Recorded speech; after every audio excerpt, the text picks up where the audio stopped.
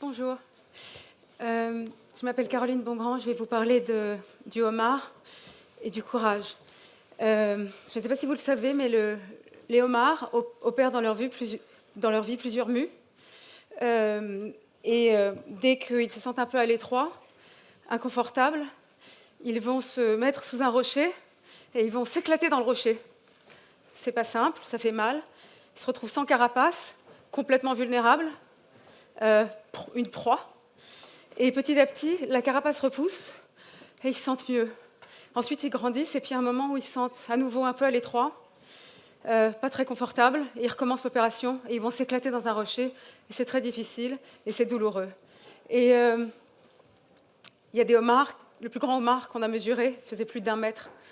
Je vous raconte ça parce que quand j'avais 28-29 ans, j'avais publié 4 ou 5 romans déjà. Et je me suis dit, il faut que j'écrive pour le cinéma, parce que quand on écrit des romans, on est enfermé, on est coupé du monde, on est loin de la vie, on se désocialise. Et je me suis dit, il me faut un métier d'écriture qui aille vers le monde. Et j'adorais le cinéma, et je me suis dit, je vais être scénariste de cinéma. Et un producteur français m'a dit, mais pour être scénariste de cinéma, c'est très bien d'avoir la sensibilité française, mais il faut la technique américaine. J'avais eu 2 prix, une bourse. Je suis partie aux États-Unis, j'ai fait une école, je ne le savais pas à l'époque, qui est la meilleure école de cinéma des États-Unis, je ne le savais pas, qui s'appelle USC. Et je me suis retrouvée là-bas, j'avais aucune idée que... Enfin, voilà. Et j'ai appris pendant 2 ans, j'ai appris le scénario. Et nos profs nous ont dit, quand vous êtes là, il faut frapper aux portes. Il faut absolument frapper aux portes, se présenter, il faut prendre des contacts à Hollywood. Je me suis retrouvée assez vite dans le bureau d'un producteur qui m'a dit... Lisa Azuelos, qui est là, que j'aime énormément, qui m'a dit ok, qu'est-ce que vous avez comme histoire? J'avais deux comédies romantiques à pitcher. La première, il s'est un peu foutu de moi. Il m'a dit ok, l'histoire est pas mal, mais la fin est nulle. Deuxième histoire, pareil, il me dit ah, ça commence très bien, c'est vraiment super, mais votre fin est vraiment ratée. C'est marrant, vous êtes bonne pour les débuts et les milieux, mais la fin, ça marche pas avec vous. Hein. Et je me suis sentie un peu piquée. Et il m'a dit, vous n'avez rien d'autre. Et le ton sur lequel il m'a dit, vous n'avez rien d'autre, m'a heurtée. Et je me suis dit, il faut que je trouve quelque chose. Et je ne sais pas ce qui m'a pris, et j'ai dit, j'ai quelque chose pour vous, mais c'est trop grand, c'est trop beau, c'est trop cher. Évidemment, ça l'a rendu dingue, c'était un président d'une grosse boîte de production, dans un très grand studio américain. Et il m'a dit, mais qu'est-ce que c'est, mais qu'est-ce que c'est? Et là, je lui ai dit, la Tour Eiffel. Gustave Eiffel a construit la Tour Eiffel pour une femme qu'il a follement aimée, et dont le prénom commençait par un A. Et personne ne connaît cette histoire, que moi. J'ai eu un moment de mythomanie extrême, je n'avais aucune idée, j'ai tout inventé. J'ai tout inventé. Et là, évidemment, il a trouvé ça incroyable. Il a appuyé sur le buzzer. Je suis repartie avec un contrat. Je suis rentrée chez moi en sueur, dans ma résidence étudiante, en me disant mais qu'est-ce que j'ai fait? Mais qu'est-ce que j'ai fait? Je ne pourrai jamais signer ce contrat. Je viens de me griller complètement.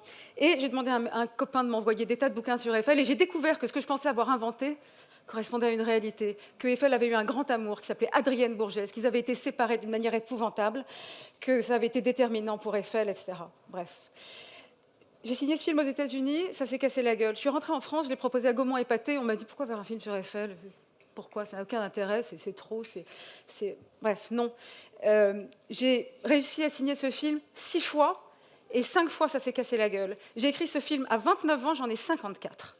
Pendant 25 ans, je me suis battue comme une dingue en me disant « je vois ce film. Ce film, c'est la France. Pourquoi la France? Moi, je suis une fille et petite fille de résistants, des gens qui ont été torturés, qui n'ont pas parlé sous la torture pendant la guerre, qui ont été des gens héroïques et qui m'ont dit « la France, la France, la France ». Derrière mon nom très français, j'ai 5 pays étrangers. Je suis hyper française, justement à cause de ça, et j'aime la France, et je voulais donner quelque chose à la France, comme ma famille, en des temps plus difficiles, a voulu honorer la France, puisqu'il y a une tradition d'honorer la France dans ma famille. Et tout a été assez compliqué, et quand on m'a proposé de participer à cette magnifique journée de la French Touch, on m'a dit « mais qu'est-ce qui compte pour toi? Qu'est-ce qui est important? De quoi tu voudrais parler ?» Et je voudrais parler d'une chose qui me paraît être la première des qualités, la chose la plus essentielle, c'est le courage. Le courage. D'abord, le courage d'être soi-même.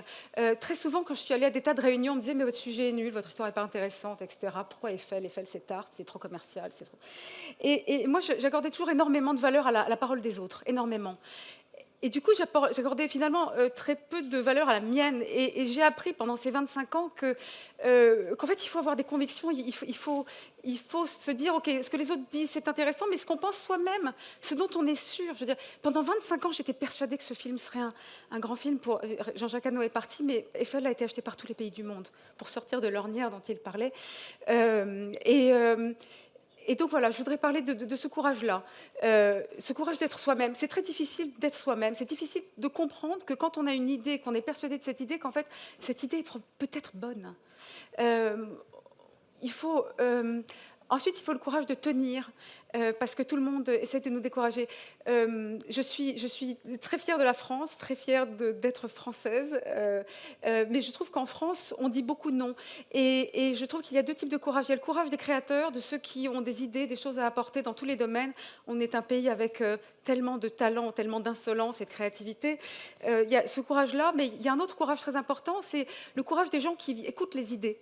Quand on est de l'autre côté et qu'on écoute les idées, on est tenté de dire non. Moi, j'ai trouvé que la France, c'est un pays qui sait très très bien dire non et qu'il faut... Je voudrais encourager les gens qui sont les décideurs, les gens intermédiaires, en fait, à se dire, mais peut-être que le mec ou la fille qui vient me voir là et qui est habillé n'importe comment, qui a 21 ans, 23, 24, qui est pas très à l'aise, qui n'a pas tellement confiance en lui ou en elle, qui n'a pas encore tellement de charisme, etc. Mais peut-être qu'en fait, son idée, elle est extraordinaire. Il faut écouter, il faut laisser sa chance aux gens qui ont des idées. La richesse de ce pays, on a un socle historique, culturel extraordinaire.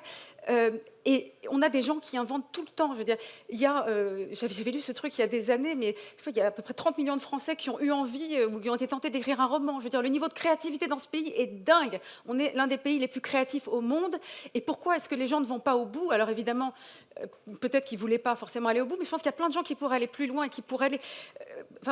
accomplir leurs idées, si on leur laissait un tout petit peu le temps, si on les écoutait, si on avait le courage de dire peut-être que cette personne qui aujourd'hui n'a l'air de rien, en fait a un grand talent. Il faut ce courage-là de l'autre côté. Donc il faut le courage du créateur, de la personne qui...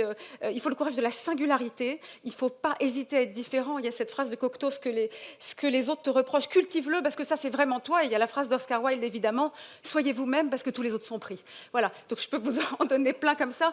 Mais donc le courage d'être soi-même, le courage d'aller frapper aux portes, le courage de tenir quand vous avez des tas de gens qui ont l'air super intelligents, super au point, avec très installés, qui vous disent mais votre idée ne tient pas la route. Pourquoi lui, il aurait raison et pas moi? Pourquoi? Eh ben moi, j'ai toute ma vie pratiquement pensé que les autres avaient raison et pas moi, et je me rends compte aujourd'hui que non, que la valeur n'attend pas les nombres des années, qu'on peut être génial à 16 ans, à 25 ans, à 75 ans. Je veux dire, Mercedes Herald disait, là, ce n'est qu'un chiffre, à moins d'être un fromage ou un vin, où là, c'est intéressant. Mais sinon, voilà, le talent, c'est tout le monde, et il faut savoir accueillir ce talent, l'écouter, lui laisser sa chance, même quand, et j'insiste là-dessus, le talent n'a pas l'air d'être du talent. Parce qu'évidemment, quand on voit quelqu'un qui est charismatique, etc., et puis, j'allais dire, on prête Coriche et l'argent va à l'argent et le succès au succès, mais il y a des gens qui ont l'air de rien, qui sont tout comme ça, tout angoissés. Je veux dire, moi, à 30 ans, je me rongeais les ongles quasiment jusqu'au sang, j'étais l'ombre de moi-même, j'avais une phobie, parce que je m'étais enfermée pour écrire des tas de livres, j'avais une phobie des autres, etc. J'étais incapable d'aller vendre quoi que ce soit. Quand j'ai pitché Eiffel, j'étais incapable de le faire. Là, on est 25 ans plus tard, donc j'y arrive un tout petit peu plus, un tout petit peu mieux, mais à peine. J'ai dépassé mes 8 minutes. Voilà. Bon.